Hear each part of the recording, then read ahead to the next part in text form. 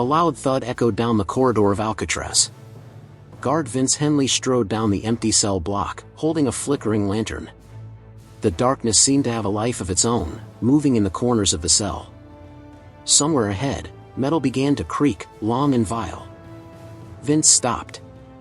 Only drops of water and the echo of his work were recorded in the corridor.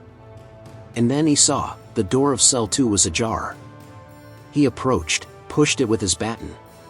The light of the lantern captured a figure. Prisoner Marcus Vail was sitting on the floor, his eyes empty, his lips whispering soundlessly. He's watching, he's waiting. Vince leaned closer. Marcus raised his head and croaked, "You hear him too?" At the same second, all the lights flashed and went out. The corridor opened into darkness. Rain drizzled from a gray sky, like nature itself trying to wash the sins from this damned place. Marcus Vail stood on the concrete pier, handcuffed, head bowed to keep the wind from blinding his eyes. Nearby, other prisoners snorted and shifted their feet, pale, exhausted, with empty eyes. Against the foggy San Francisco Bay, the great gray bulk of Alcatraz, the Rock, as the locals called it, rose. The fort had become a prison, and now it was a separate dimension. There was no escape, no forgiveness. Only the slow decay of the soul. He was met by Warden Murphy, an old attendant with a hoarse voice. "Welcome to the last house, bastards," he said through gritted teeth, looking up from the list. Marcus, still handcuffed, stepped forward. His name was read off the list, and immediately followed by a short, blunt order. "To the 39th. One of the guards, a young guy, involuntarily flinched at these words, but quickly covered his answer. Marcus noticed this. Cell 2 is at the far end of the D-block corridor. Marcus walked there under escort, feeling the air getting heavier, the wall getting darker, and the prison itself getting quieter with every step. When the massive cell door slammed shut behind him, the sound echoed in his ears like a grave tolling. The cell was small, a metal bunk, a rusty sink, a stinking toilet in a bathroom, and walls covered in cracks and damp spots. Marcus sank down onto the bunk and ran his hand along the wall. The stone was cold and damp. Inside the cell, the smell of old blood and mold was vital. He closed his eyes, trying not to think about what awaited him. But the silence here was too rich, too alive. He felt that they were already waiting for him here. On the second day, drama happened. In a dining room filled with the hum of voices and the clanking of metal utensils, Marcus sat in the far corner. He tried not to draw attention to himself, eating slowly and silently. But in a place like Alcatrazania, silence was weakness. And weakness always attracted predators. A brute nicknamed Axe approached him, a prisoner with a bull's neck and arms covered in tattoos. "Hey, new kid!" he barked, pushing his shoulder. Marcus pretended not to notice. The Axe jabbed him again, harder. "I'm telling you, clothes are crap." Marcus spun around and, without thinking, slammed his fist into Axe's jaw. He staggered, then roared in rage and lunged at him. The fight began with lightning speed. Screams, clanging metal, overturned tables.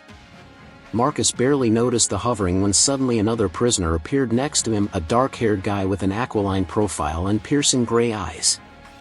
He stood without a word with his back to Marcus and blocked Axe's blow. Later, sitting in a damp cell that smelled of mold and despair, the boy extended his hand to him. "Juan Lopetegui." Marcus felt sorry for her. "Marcus Vail." "You really hit him hard," Juan chuckled. "Consider that we're on the same page now." They laughed. The first spark of friendship flared in the heart of darkness. The night brought new challenges. In his room, Marcus couldn't sleep. The atmosphere was thick, like a sticky fog enveloping his mind. And then he heard it. Whispers. Quiet, persistent. "Marcus, come." He sat up in his bunk, his heart pounding in his chest. The whispers seemed to be coming from his own wall. He touched the stone with his hand and shuddered. The surface of the wall was strangely smooth in one place, as if someone had polished it. Bringing his face closer, Marcus saw that there were symbols scratched into the wall.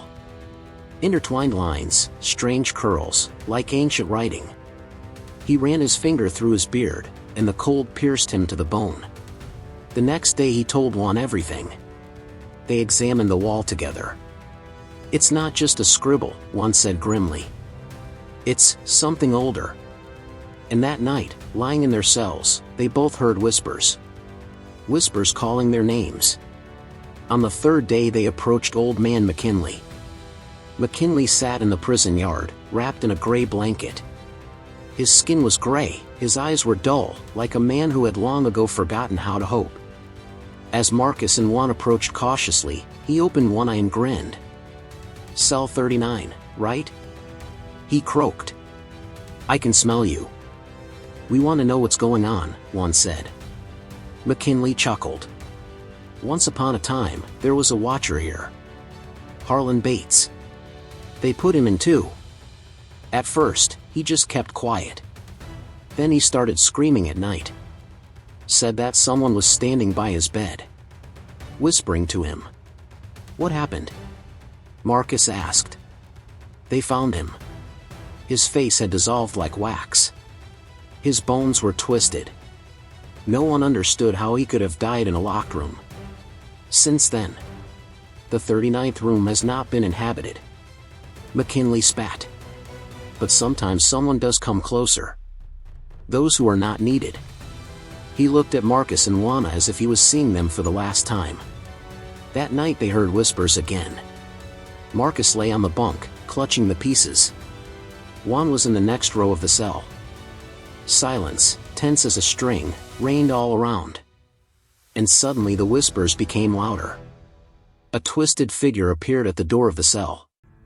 Marcus saw her out of the corner of his eye, a black, blurry spot with empty eye sockets. He jumped up, pressing himself against the far wall. The figure stood silently. The air was filled with the smell of rot and dampness. And then Marcus realized, she had come for him. The next morning he said to Juan in a hoarse voice, "We need to do something." Juan remained silent. In the prison library they found an old book with moldy pages. It described rituals of protection, symbols, mantras, circles. They knew they had little time. That night, when the prison turned dark again, they performed a ritual. Marcus drew a circle on the half-camera with chalk. In the center of the lid is the strange stone found in the earpiece. He stood inside the circle, holding the book with trembling hands, reading words whose meaning he could not discern. Juan stood against the wall, clutching a piece of metal pipe, ready to cast a shadow. When the air became thick as oil and the light in the hallway began to flicker, they knew it had arrived. A shadow floated in from the corner chamber. She was twice the height of a man, her body made of billowing smoke and scraps of shadow. She slowly reached out to the circle. Marcus read louder, his voice breaking. The shadow of the blow hit the circle, sparks flew through the air. The circle trembled. And then she extended one long claw through the gap in the defense and touched Marcus' shoulder. At that very moment, Marcus felt the cold fill his body. He collapsed to the floor, unconscious. The last thing he saw was Juan rushing forward with a scream, swinging the pipe. He woke up a few hours later. The circle was destroyed. The book was torn. Scratched in blood on the wall was the inscription, "You belong to us." Juan sat against the wall, holding his hand.